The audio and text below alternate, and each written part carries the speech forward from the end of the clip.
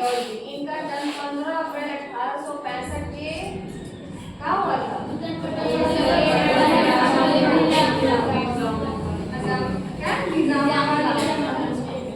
आजमगढ़ के निजामाबाद में इनका जन्म हुआ था। वहीं पे इनकी प्रारंभिक यानी शुरुआती शिक्षा दीक्षा वहीं पे हुई।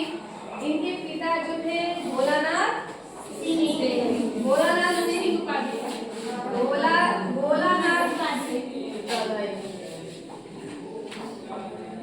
इनके पिता थे भोलानाथ सिंह उपाध्याय और माता थी रुक्मणी देवी।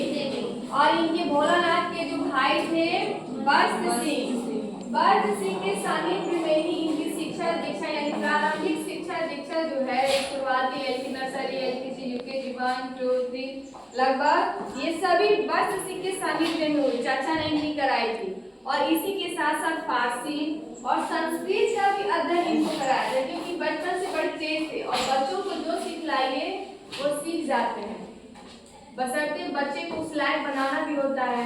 जैसे मैं लायक बनाने की उनका प्रयास कर रही हूँ, लेकिन इसमें से कुछ बच्चे एक्टिव हो रहे हैं और कुछ डीएक्टिव रह रहे हैं। तो इसमें जो एक्टिव हो रहे हैं उसका तो फायदा है, और जो डीएक्टिव हो रहे हैं उनका काफी नुकसान है। वो जो जहाँ है वो वहीं खड़े रह जाएगा, और बाकी जो जिसको मैं खुश कर रही हूँ आगे बढ़ता हुआ चला जाएगा। बहुत सारे बच्चे ये भी हो सकते हैं कि वो सेम क्लास में भी रह जाए, सेम क्लास में रह जाए और उनके सहपाठी अगले क्लास में चले जाए। तो इससे बड़ा इंसल्ट और क्या हो सकता है किसी भी बच्चे के लिए कि हमारे सहपाठी एक ही क्लास में एक ही क्लासरूम में बैठ के पढ़ते थे और वो पढ़ के आगे चला गया और हम 9th में रह गए। इसका मतलब जो आगे के वो मेहनत किया, जो नहीं किया यानी मेहनत नहीं किया, वहाँ स्कूल में पढ़ने नहीं आता है। ये बच्चे क्योंकि ये भी होता है कि घर में बहुत सारे बंदे होते हैं, गार्जियन होते हैं जो एजुकेटेड होते चाहते हैं कि जो मैं जानता हूँ अपने बच्चे को दे पढ़ाऊँ अच्छे से, लेकिन मैक्सिमम बच्चे अपने घर के गार्जियन से, घर के लोगों से, भाई बहनों से खासकर वो नहीं पढ़ते हैं। उनको लगता है कि वो हम नहीं पढ़ते तो उनको नॉलेज नहीं है। जबकि अगर वही चीज इनके अंदर भी रहता तो क्या ये अपने चाचा से प्रारंभिक शिक्षा दीक्षा ले पाते? नहीं। इनमें वो चीज क्वालिटी नहीं थी। अपने घर पर ही शुरुआती शिक्षा की और शिक्षा दीक्षा ग्रहण करने के बाद वो हायर एजुकेशन के लिए वो बनारस चले गए। बनारस के क्वींस कॉलेज में उन्होंने दाखिला लिया। वहां दाखिला लेने के बाद वहीं से उन्होंने पढ़ाई की और पढ़ाई करने के उपरांत सन 1889 ईस्वी में कानून में यानी एज ए वकील के रूप में बन के बाहर आए। वकील वो बन गए। कुछ दिन तक वकील की क्या बोलते वकील की, लेकिन जब वो एज ए वकील एडवोकेट का काम किया लेकिन उनका मन नहीं लग रहा था। किसका मन लग रहा था?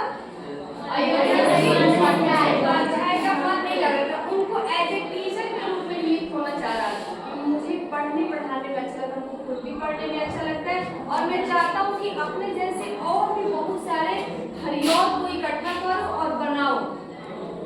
मैं ही सिर्फ अकेला नहीं रहूं, मेरे जैसे अनगिनत रहे।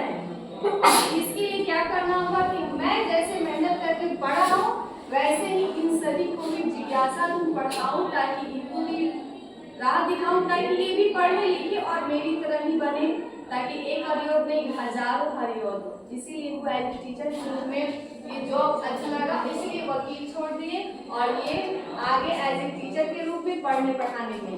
ठीक है, यहाँ तक बताया थे ना।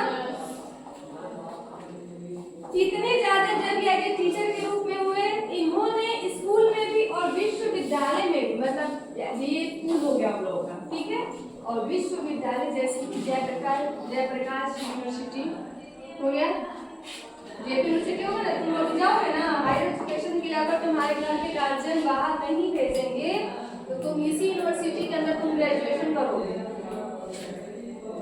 कोई ऑप्शन नहीं है, सिर्फ यही एक यूनिवर्सिटी है, एक यूनिवर्सिटी जो 3 जिले को कवर करती है, छपरा, सिवान और गोपालगंज। जितने भी कॉलेज है इसी यूनिवर्सिटी के अंदर है। टैग तुम्हारा सर्टिफिकेट मिलेगा तो उसमें लिखेगा जेपी यूनिवर्सिटी छपरा है, जयप्रकाश विश्वविद्यालय छपरा। तो विश्वविद्यालय में भी एज ए टीचर के रूप में यानी उसके प्रोफेसर के रूप में उन्होंने काम किया है और विद्यालय में भी काम किया है। इनकी ख्याति दिन प्रतिदिन टीचर के रूप में बढ़ती गई, इतनी बढ़ती गई और उस प्रकृति से प्रगाढ़ प्रेम था। वो अपनी फीलिंग्स की, अपनी भावनाओं को वो प्रकृति के माध्यम से, पेड़ों के माध्यम से अपनी जिज्ञासा को प्रकट करते थे, बताते थे। बहुत सारे लोग ऐसे होते हैं अपनी जिज्ञासा बताने के लिए किसी इंसान का सहारा लेते हैं। कोई नदियों का भी सहारा लेता है, एज्यूम कर देता है, अगर कुछ चीजें मैच अप होती है अपनी फीलिंग्स के माध्यम से तो बता देते हैं। जैसे ये पूरी खड़ी बोली की व्याख्याता है। खड़ी बोली में अगर कोई किसी साहित्यकार का, किसी विद्वान का नाम आता है तो हरिऔध जी है। आपके बुक में लिखा हुआ है ना जी? हाँ, तो ज्यादा डिटेल्स नहीं। इनकी बहुत सारी रचनाएं हैं जो फेमस है, जैसे कि प्रिय प्रवास हो गया, चोखे चौपदे हो गया, वैदेही वनवास हो गया। उन्होंने प्रेम का अंतराट, खेत हिंदी का ठाट और अधिकिला फूल नामक उपन्यास भी लिखे। जितने भी मैं नाम ले रही हूँ सभी कोई न कोई एग्जाम में आता है। आपके किस एग्जाम में भी आएगा, 9th एग्जाम में लास्ट में, और देन कोई भी कंपटीशन एग्जाम में आप बैठ जाइए, इनके द्वारा लिखी गई कृतियां यानी बुक को कोई ना कोई जरूर पूछेगा। प्रिय प्रवास के लेखक कौन है? तो हरिऔध जी। ये भी पूछेगा वैदेही वनवास के लेखक कौन है? हरिऔध जी। फिर पूछेंगे खेत हिंदी का ठाट उपन्यास के लेखक कौन है? तो हरिऔध। ये सभी पूछते कि इतने फेमस है, इनके तो हर एक बुक को, हर एक उपन्यास को, हर एक कहानी को, नाटक को, एकांकी को कोई ना कोई हायर लेवल के एग्जाम में, कंपटीशन एग्जाम में, चाहे कुछ भी हो, पूछा जाता है। आप देख सकते हैं आपकी बुक में एक लाइन जुड़ा हुआ है कि जो आईएएस का, देश का सबसे बड़ा एग्जाम होता है आईएएस।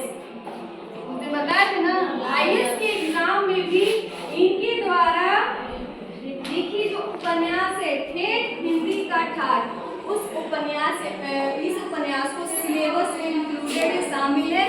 जो आईएएस की तैयारी करता है जो बंदा, वो इनके द्वारा लिखी। और जरूरी नहीं एक चीज डाल देगी, इनके द्वारा हर एक उपन्यास को लगभग पढ़ना होगा।